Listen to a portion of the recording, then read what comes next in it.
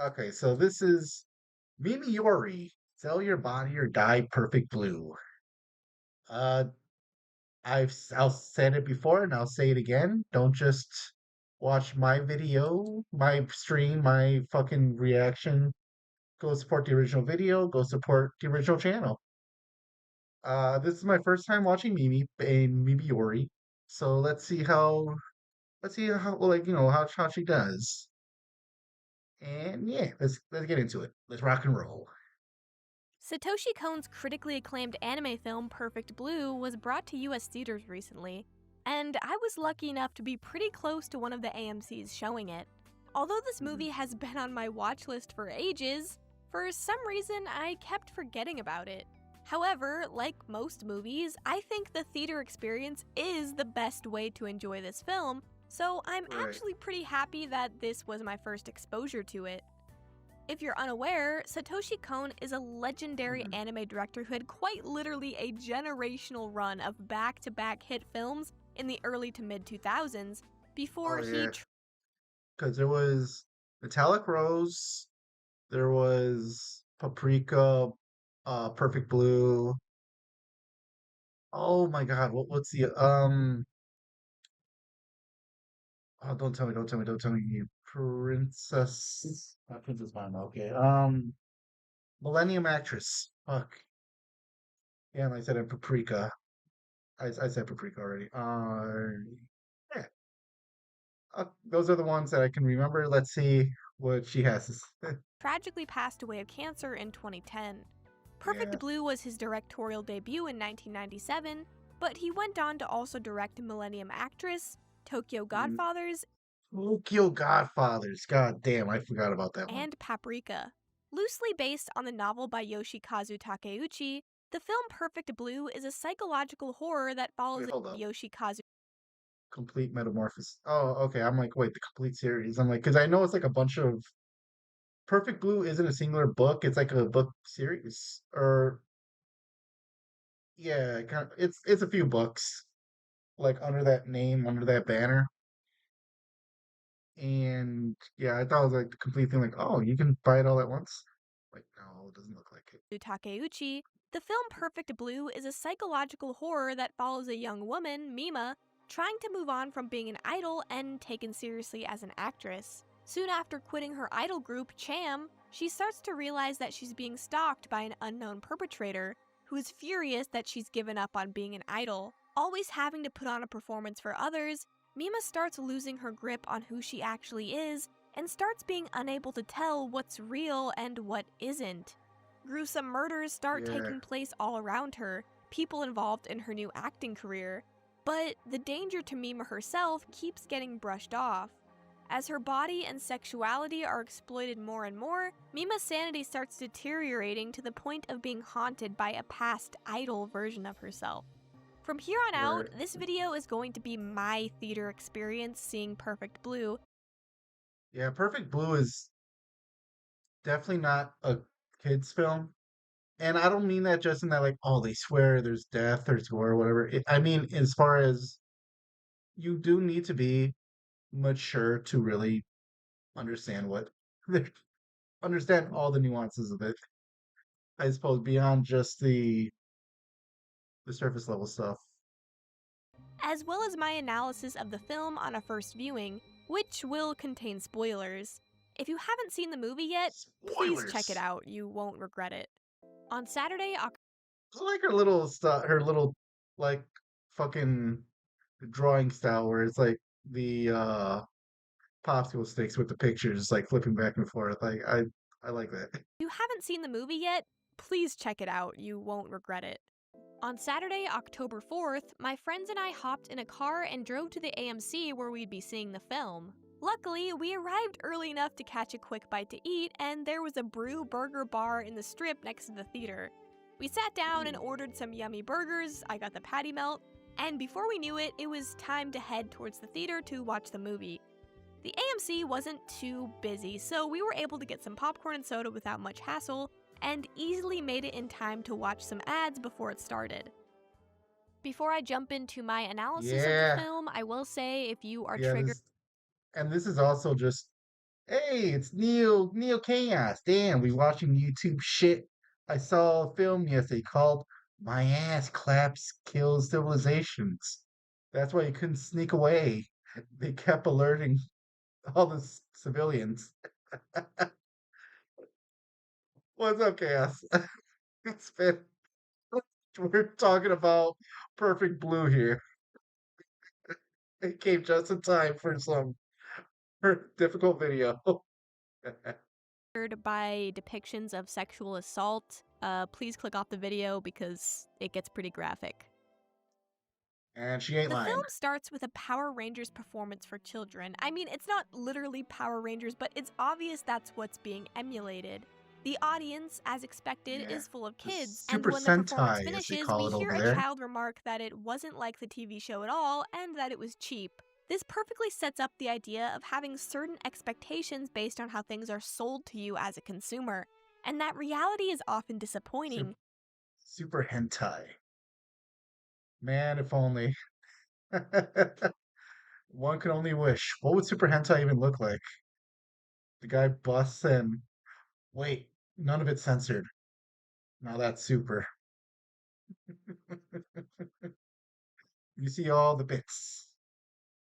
As everything in the entertainment industry is often just smoke and mirrors. The sharp contrast of the Power Rangers Uh, audience let industry me is, get what and she's that saying. I'm reality is sorry. often disappointing, as everything in the entertainment industry is often just smoke and mirrors.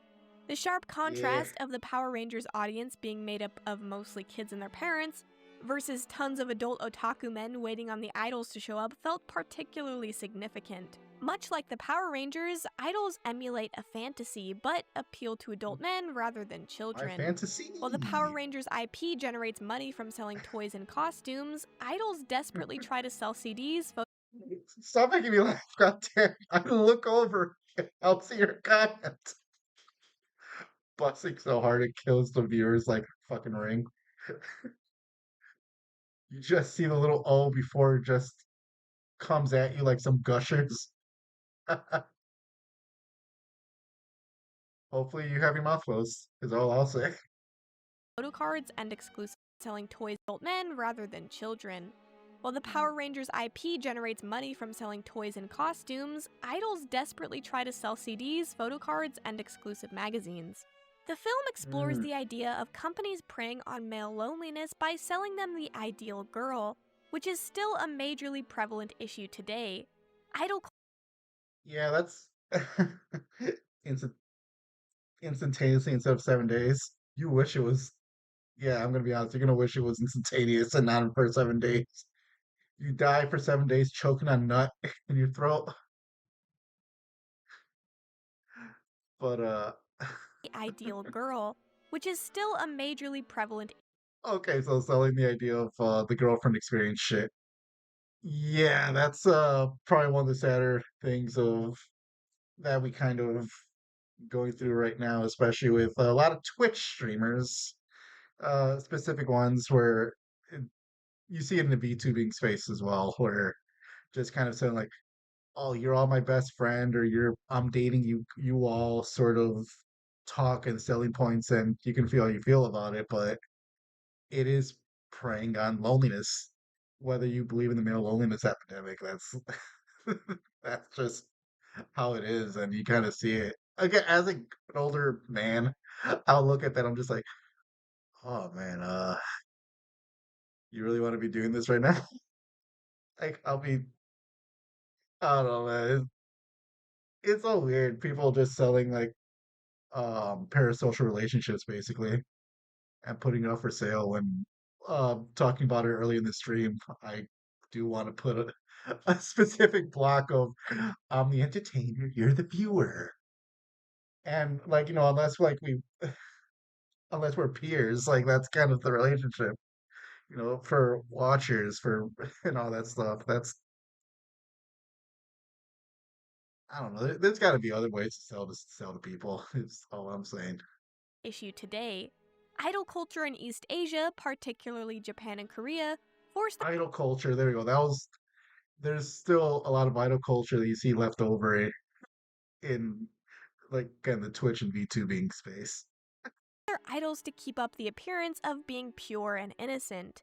They can't date because getting caught doing so would shatter the illusion of them being romantically available to you, the listener. As long as an idol Yeah. can sing within a certain level of quality, their voice doesn't really matter. What matters is how much they can Mhm. substitute a girlfriend in their audience's minds. From the very start of the film, Mima struggles to separate herself from her idol persona. One moment she's dancing and singing on stage, and the next she's suddenly doing some mundane grocery shopping. Then she's jogging down a Yeah. crosswalk, and suddenly she's back on stage singing a poppy love song. The sporadic and jarring nature of it all helps the audience get into the same mindset as Mima, feeling Yeah, we're no, I do kind of get that. Where as far as this is the brilliance of Perfect Blue, where it does just cut from the things your everyday person has to do to rows and rows of crowds just screaming that they love you and that you're this, you're an idol to be worshipped. And that is, I imagine that's just a jarring feeling. like she can't escape a constant performance. A reoccurring theme throughout Perfect Blue is surveillance. Mima is in a constant state of feeling Mm, watched, which is in big part kickstarted by her discovery of the blog Mima's Room. Before Mima finds the blog, her small one-room apartment is seemingly her only safe haven from her incredibly stressful and busy life. When she gets home, she can finally relax, feed her fish, and take a bath. When her manager, Rumi, helps her set up Mima's computer, Mima discovers a blog named Mima's Room, which describes the daily activities of the former idol, seemingly written by a fan. Novelty becomes right. horror when Mima realizes the I I'm pausing a lot, but I want to give people their what they paid for all that extra shit. But yeah, like I could imagine just again just be like, oh, that's cool. It's just kind of a little fan blog sort of thing, and then you start learning that oh, they're getting a lot of details right, like a lot of details. Hold up, that'll just freak me the fuck out. contents of the blog are hauntingly accurate, including details that no one but her should know. This is the moment she truly realizes how severe her stalking is, and that now, even her one and only sanctuary, her room, is no longer safe. Her whole life has become entertainment, her every breath, every move is always being carefully studied and observed. Similarly, I believe Mima's pet fish are meant to represent Mima herself. Fish are pets that you hardly interact with but exist to be looked at. Confined in a glass prison, their purpose is simply to Yeah, perform. When transitioning from idol to actress, Mima has a difficult time landing any major roles. Eventually, she's cast in a drama called Double Bind as one of the main characters' little sister. At first, she only gets a single line, but even then is incredibly overwhelmed by the whole process. She then gets offered a bigger role in the series, but it would mean that she'd have to act in a scene where her character is violently sexually assaulted. Despite her manager's uh, protests, Mima feels she has to do it in order to be taken seriously as an actress, so she agrees. This scene is easily uh, the most disturbing in the whole film, as although it's an uncomfortable fucking scene to watch. Like I'm talking as like as the person behind the fucking cartoon skeleton. This is a very uncomfortable scene to watch. It it's one of those where like you do squirm, and that's exactly what they want you to feel, though. And that's kind of what makes Satoshi Kon great at what he does, where it's very sympathetic towards those ends to what you feel you have to do in order to be taken seriously, no matter what dignity, what how uncomfortable you are. You these are the things some particularly a lot of women feel that they have to do that to get ahead. Like as an actress, it's just you, all part of filming for a TV show, emulating this type of situation is surely still difficult. Particularly for Mima, at this point in the film, she's in a constant state of paranoia from being stalked. Surely, sexual assault is what she's fearing most as the culmination of being stalked. On top of that, Mima is having an increasingly difficult time separating her acting career from reality.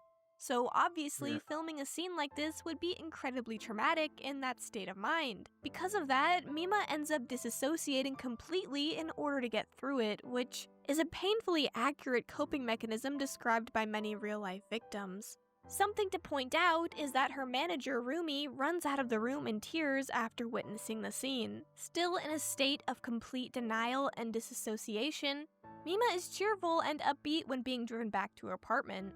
When she gets inside and greets her fish, she finds that every last fish has died. This discovery is Oh, the breaking point for Mima, bringing her to tears, and she starts oh man, I forgot about that. violently thrashing her room, screaming that of course she didn't want to do it and that she couldn't disappoint all the people who brought her this far. At the end of the scene, we see some fish swimming around in the tank as normal, making us once again question if what we see from Mima's perspective is ever truly real. Like I mentioned before, with the fish representing Mima, her seeing them as dead symbolizes her loss of innocence and agency. Filming the assault scene was a breaking point for her, and from here on out, there's no going back. Once that scene airs, the innocent and pure Mima the idol will be as good as dead. From here on out, Yeah, Mima starts being exploited for her sexuality rather than her innocence as an idol. Beautiful women are seen as products to be sold, not as individuals. On one hand, you can sell a pure childlike innocence to men who will form a parasocial bond with you, and on the other, you can become just another sexual object. Neither are Mima, and in reality, that type of one dimensional woman doesn't exist at all. Both ideals are fantasies created by men and for men. The most heinous example of that yeah. I don't know what to add to that, but it's just that again, it's just selling the fantasy to a very dangerous extent, to a very detrimental extent that kind of stunts. I want to say the growth of both parties, of for the women that partake in it and how they view themselves, as well as the men who watch that stuff, as well as the men who watch that stuff, and it shifts how they view women. It affects both parties in similar but different ways. It's a very interesting topic if you want to get psychological or sociological, however you want to look phrase that shit. But and I can only talk about it from the guy's perspective, but there's a it's almost like correlation between like like people who are addicted to watching pornography and how they view women. They have trouble or difficulty interacting with women when they're that deep in it. It's very it shifts how you view them, in that sense, especially when you're overly invested in that fantasy, whether it be the sexual or the I don't know what you would think about the how to talk about the innocence portion because it's just the again just the sex and the virgin horror complex of it of it and just like because I'm a bit more aware of that aspect of it, but but I don't know I'm interested in learning about the whole guys that are just so invested of like, well, you have to be innocent. And where it's not, there's a sexual aspect to it, but it's not, it plays a bit less of a part than it does in the flip side of it, which is the horror aspect of it. like, I, I'm hopefully I'm using the correct terminology to not like piss too many people off when I'm talking about this. And if I am, I really don't mean any explicit harm with it. And I'm sorry if I'm not talking about it the right way. But oh, you hope for better for people, I'll say like that. And you do hope the men that are, in that hole of it are able to get out, whether it be through their own will or through the people around them, let it be their friends, their families, to again just get out of that hole. It's very easy to close yourself off and from the world that and they look for that comfort, whether it be in the explicit or non-explicit. They're still looking for that comfort. That's fantasy. None of it is healthy.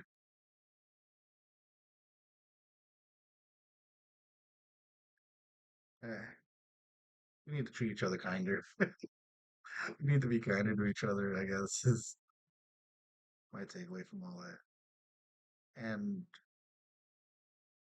feel about how you feel about, women. Like, from the guys that are stuck in their heads of like being like, these women are, like, let it be from an angry or let it be from putting women on a pedestal kind of way. Talk, talk to them like people, bro. Like, I don't know. It's just, it's difficult, man. Like, it's an entirely tiring thing to look at. Like, once you delve into it and you just see all the aspects of it where you just kind of see damn near everyone as a victim, and it's just everyone's a victim, everyone's a perpetrator, and it's just very like, okay, what's and you just kind of wonder what's the best way forward with to help combat that line of thinking. I have no idea how to even think about it, how to even go about it, I guess. Anyway, let's continue the video. I'm sorry if I talk too much. Exploitation towards Mima, other than the sexual assault scene, has to be when she's being photographed as a model. Although pre warned that the photographer specializes in getting women to strip, it's a common tactic for these types to start off taking very tasteful photos and building rapport before slowly and carefully easing the model into taking off more and more clothes. This Mm, happens to Mima, and the shoot ends with her having done dozens of completely nude photos that eventually get printed in a magazine. I haven't touched on him much yet, but the main antagonist throughout the movie is a guy called Mimania, or Mimania, which sounds better since the wordplay ends up sounding like Mima's name a lot more clearly. He's a Mania, super fan of Mania. Mima, an obsessive, creepy dude who stalks Mima and appears in her paranoid delusions. He's also the author of the blog Mima's Room, although he doesn't come up with the contents himself.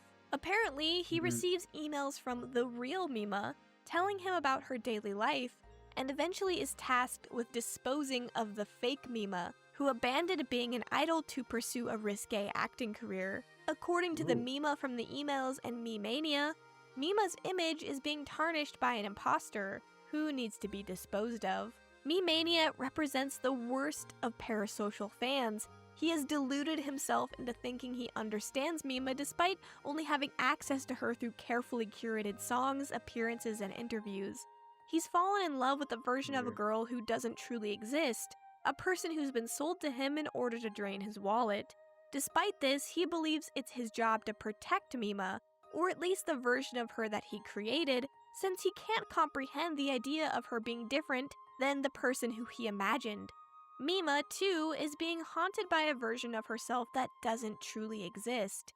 Mima's dream was to sing, but even as an idol, that was never the focal point of her career.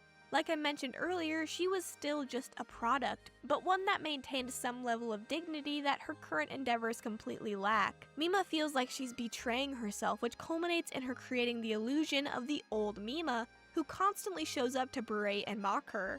I filmed one scene while in the theater, and it's the scene where Mima starts chasing the ghost of her past self through the city, desperately wanting to make her go away.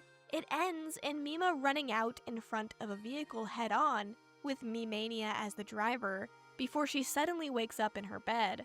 I was completely unspoiled for this movie, so the twist at the end was really effective.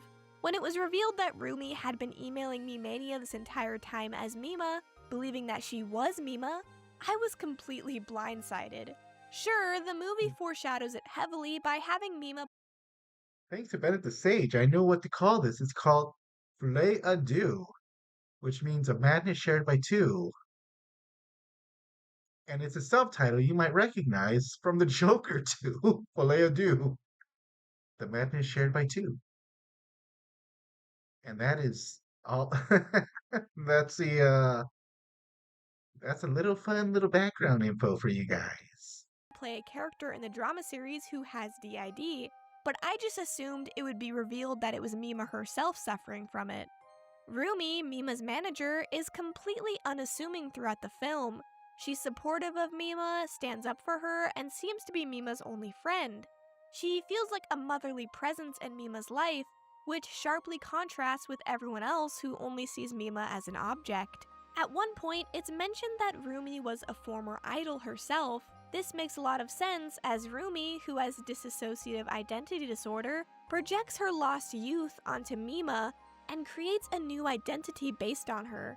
Despite no longer being conventionally attractive, thin, and young, Rumi clings desperately to the idea of still being an idol, an object of worship, someone who has dedicated fans.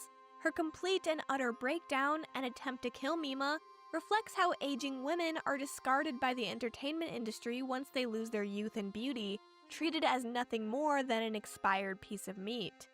Rumi's obsession with preserving the idol image of Mima is born from her lack of control. People with DID often have it as a coping mechanism for a traumatic event in their life. Since Rumi believes that she is Mima, she believes that the Mima we follow is nothing more than an evil clone and must be killed. The struggle between Rumi and Mima is one of opposing identities that I've already discussed at length. Purity versus debauchery, idol versus actress. Watch. The two paths for an up-and-coming female entertainer are bleak, and they can't both exist at the same time. In order to become one, you must kill the other, and with it, your true self. Their fight ends with Rumi standing in front of a truck, with the headlights shining in a way reminiscent of a stage. Inexplicably, despite Rumi chasing her down to kill her this entire time, Mima leaps into Rumi to push her out of the way before being hit, and they both land safely in the road, beaten and bloodied, but alive. The film ends with an epilogue showing Mima, a now famous actress, visiting a mental hospital where Rumi now lives, still believing that she's Mima the idol. When she gets in her car to leave, she looks in the rearview mirror and says,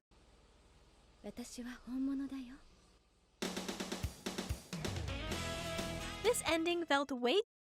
I was about to say, like, that was such a jarring ending even today. Oh man.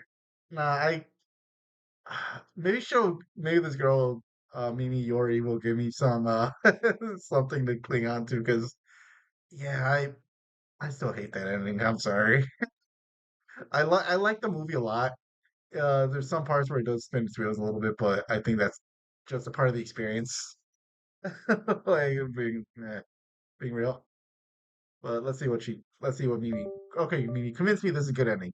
Too upbeat and perfect for me, and many others feel the same, spawning tons of theories about what really happened. For a film with so much reading in between the lines and symbolic imagery, it felt strange to leave on such a cut and dry note. A happy ending Yeah. for Mima with a successful career in what the movie has built up as a terrible industry that leaves young women broken and abused. Personally, I think Mima died when she pushed Rumi out of the way of the truck, and the rest is simply Mima's heaven like happy ending. In many cultures, it's said that when you start seeing your doppelganger, your death is near.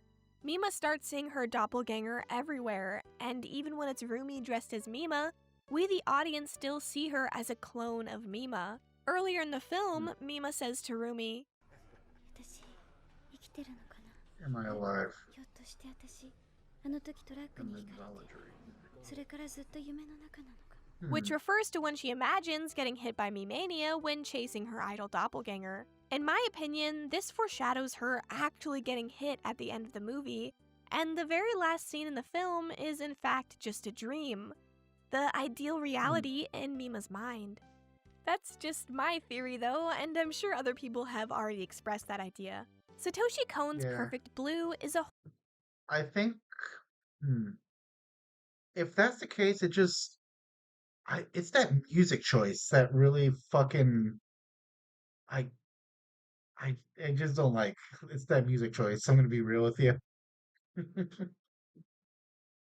uh, all right, let's not parade the point, but like, yeah, Yeah. Horrifying exploration of identity, performance, and exploitation in the entertainment industry. Mima's gradual mental collapse is meant to critique our culture's commodification of women, where they're forced to play one of two roles: the pure innocent fantasy or the hypersexualized object. Rumi, both a victim and villain, embodies the tragedy of aging women in the industry. Once discarded, Rumi continues to cling to the values she once had when she was young and beautiful. Mima, despite being what many young women aspire to be, struggles with maintaining a boundary between her authentic self and performance, making nothing in her life feel real anymore. Idols are a common trope in anime, as they're still a big part of Japanese pop culture to this day. Oshinoko is a recent popular series that Oh explores yeah. the dark side of the idol industry, and there are multiple series I can think of that feature idols or idol culture in some way. Perfect Blue is an excellent critique of not only the idol industry, but also how women are treated in general in the entertainment industry, which sadly is a problem that breaches cultural barriers. Leaving the theater, Yeah. I felt a deep sense of dread, and my mind was churning with thoughts about the movie. While waiting for a friend in the bathroom, I saw a girl cosplaying Rumi's red dress version of Mima down the hallway, and I looked at her for a moment before deciding I was too shy to ask for a picture. Seconds later, I looked back up again, and suddenly she had disappeared. It felt Oh for a man, moment like I that would had freak witnessed an out. apparition, like a scene from the film, and it added to my unease. Driving back home, seeing the shining lights of the city pass me by, I thought about what I should write for this video. Thank you so much for watching. I really appreciate it. We're getting kind of close-ish to 50,000 subscribers, so that's my goal as of right now. Yeah. If you're not subscribed, you should Mhm. definitely do it. You Okay, can there's like always an extra minute. unsub if I post trash later. If you like this video, Trash. please check out my other Throw it in the videos where I go see an trash. anime movie in theaters. The other two Hmm. are much more vlog heavy, but a lot of fun and Yeah. have their own Oh, my bad. I had the scratch right analysis here right now. sections as well. If you're still watching at this point, comment, "I'm a Mimi Mania." And if you're on mobile and it's been less than 7 days since Mimi this Mania. video was God damn it. posted, swipe the comment bar down below and give me some hype points to boost this video in the algorithm. Wait, what? Wait, what? Wait, is that a thing? Hold up. The comment bar. And if you're on mobile and it's been less than 7 days since this video was posted, swipe the comment bar down below and give me some hype points to boost this video in the algorithm. Wait, you can ask for hype point. Okay, you know what? Fuck it. Once I start uploading real content, I'm gonna take note of that. What the fuck? I didn't know that was a thing. Because I'm a small channel and I want to be a big channel. We'll do a cool, fully I want to edited be ad big. later, but I I just recently want to be made a big. Teespring store and drew this really Oh, cute that's cool. Mimiyori design, so if you like it, please buy one. The support would mean a lot. Anyway, that's all for now. See you in the next video. Bye. Bye. Dylan. What should I do? One more video? Nah, but that was Mimiyori with her Perfect Blue video. I, I mean, it's been 5 months, but go support her video. Maybe it'll catch the algorithm later. Sometimes that happens. Again, just go comment, subscribe, and tickle under her chin. I don't care anymore. Could be a good coochie coochie coo.